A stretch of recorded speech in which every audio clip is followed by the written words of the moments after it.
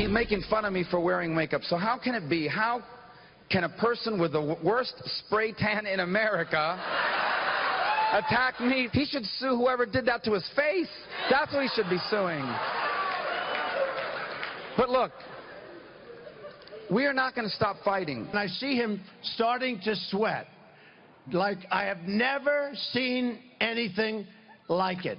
Thank God he has really large ears, the biggest ears I've ever seen, because they were protecting him. It was going, I have never seen any human being sweat like this guy. You know, for example, there have been multiple media reports about Donald's business dealings with the mob, with the mafia. Maybe his tax returns show that those business dealings are a lot more extensive than has been reported. All right, I've just put this out on Twitter. I mean, has it gotten too nasty, or is this par for the course? It's not par for the course. This is a shame to see it, I think. Go ahead, Pat. Thank you. I'd like to say something.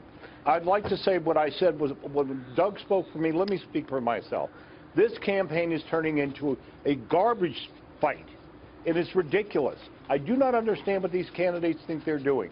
It is not Donald Trump's personality or the fact that Bernie Sanders is a socialist that's driving this campaign. This campaign is being driven by a large majority of Americans who believe that the country is in decline, that they are being screwed over, and the candidates hardly talk about it. Trump's advantages than he has. I do not understand why, instead of this exchange with Rubio, he's not challenging him on trade. I do not understand why we're not having a discussion of saying these voters. There was an article today by Curtis Ellis talking about the contempt the establishment and the media have for the voters. It's amazing. Pat, I think, and I want to say that they're going to rue this day. Yes. But that's what they should be doing. Trump should be saying that. Other candidates should. That's what's out there, this vast majority. I think Donald has gotten lazy as a candidate. He's going for the cheap laughs. He is a very entertaining candidate. If you watch one of his speeches, you can't help but enjoy it. He's very good at it. It's like a stand-up comedy act. However, if you ask people who go to stand-up comedy, they can drop F-bombs for a while, and it really does get laughs. But over time, it grows tiresome. And the ones who last, a Johnny Carson, a Bob Hope, Jerry Seinfeld, they work on clever, smart jokes. Well, how do you know he can't do both? He's saying that he can change. We've been saying it in here for weeks with you, Harris. He's got to drop the invective. Well, he says he will. But Will isn't doing it. He needs to go high. You want to be president? Act like a president. Anthony P. Valetsky, good analysis by the guest. How sad the GOP establishment is not listening to we, the people. Yeah, that's really the point. Pat and John are making a very, very important argument. Donald Trump is where he is because of his really profound understanding of the anger of the American people with the corruption of politics, with the dysfunctionality of Washington, and the failure of the system to deliver for middle-class Americans. By getting into this WWE roller derby stuff, he is becoming degraded as Marco Rubio degrades the process along with Ted Cruz. You know who the big beneficiary is, Harris? Hillary Clinton. All right, let's talk about the Democrats for just a moment and some things that are about to come down the pike for her. Loretta Lynch, our Attorney General, is going on with our Brett Baier tomorrow night. We've been promoting this. 6 p.m. Eastern, catch it, special report.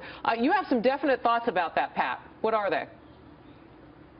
About which, Harris? Loretta Lynch going on the night before a yeah, well, I mean, I think the question is here is very simple.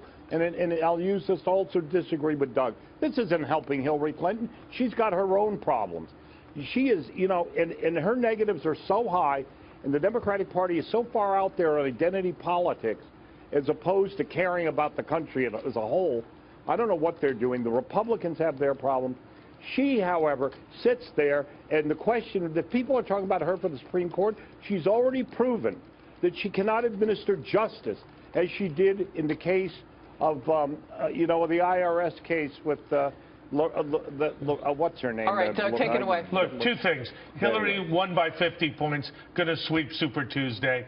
This is, as Donald Trump says, huge for her. Loretta Lynch, I think, is trying to restore and indeed inspire confidence in the independence of the investigation, hence she's appearing on Fox. The right thing for her to do. Where this goes, time will tell. All right. Are we seeing a shift now, or do you anticipate? Because Donald Trump said on the stump just a few days ago that he hasn't even started on her yet. This is what he thinks is his way of becoming president, is starting in and I will destroy everybody. And I suppose he has destroyed. Well, it's working. Not all of them. Most of them in the Republican race self-destructed, okay? Jeb Bush was a terrible candidate before Trump even got in. Do you think Ted Cruz and Marco Rubio should not have gone negative? Do you think they should have? They had to do it. They were getting nowhere with their other Because you say they're following. What are their options? They have no other option. They had to do it because he was going into the gutter against them. So they had no choice but to respond. The Democrats. Coming right back.